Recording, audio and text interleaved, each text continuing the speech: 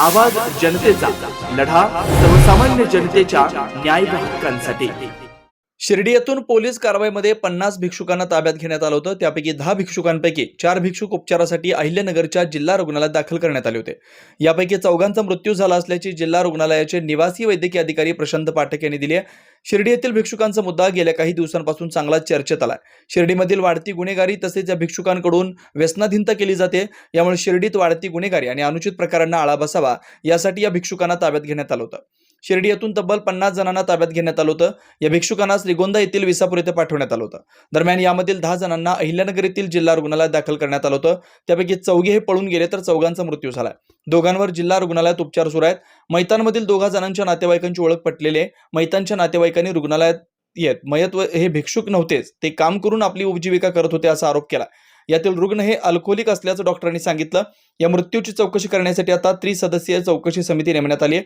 ही चौकशी समिती 4 मृत्यू नेमका कशामुळे झाला याबाबतचा अहवाल 7 दिवसांमध्ये सादर करणार आहे। अशोक मानसाराम बोरसे वय 35, सारंगधर मधुकर वाघमारे वय 48, प्रवीण अण्णा घोरपडे वय 48, इसार अब्दुल शेख वय 38 अशी मयत व्यक्तींची नाव आहेत। डॉक्टर श्रीकांत पाठक, अतिरिक्त जिल्हा शल्य चिकित्सक। आज बेवारस रुग्णांच्या मृत्यूबद्दल जिल्हा रुग्णालयातर्फे निवेदन देण्यात येत आहे की हे जे बेवारस भिक्षुकरी 10 अहिल्यानगर येथे आणले होते, त्याच्यामधले 4 बेवारस हे अतिशय क्रिटिकल आणि अंत्यावस्थेत होते। त्यांच्यावर उपचार योग्य पद्धतीने केला आणि तरीही त्यांचं अल्कोहोल विड्रॉवलमुळे त्यांचा मृत्यू झाला। तर त्यामध्ये 7 तारखेला एकाचा मृत्यू झाला आणि 8 तारखेला 3 मृत्यू झाला।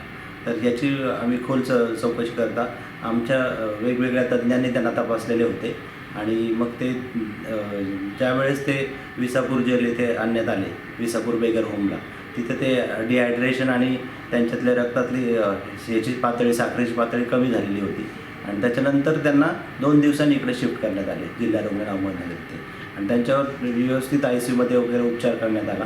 तरीही ते अतिशय अंत्यावस्था असल्यामुळे त्यांचा मृत्यू झाला। त्यात विसापूर बेगर्स होम येथून 10 भिक्षेकरू जिल्हा रुग्णालय अहिल्यानगर येथे आणण्यात आले होते। त्यातले 4 भिक्षेकरू अतिशय गंभीर अवस्थेत असल्यामुळे नंतर त्यांचा मृत्यू झाला आणि 2 जे भिक्षेकरू गंभीर आहेत त्यांना ICUमध्ये ॲडमिट केलेले आहे आणि 4 भिक्षेकरू हे पळून गेले।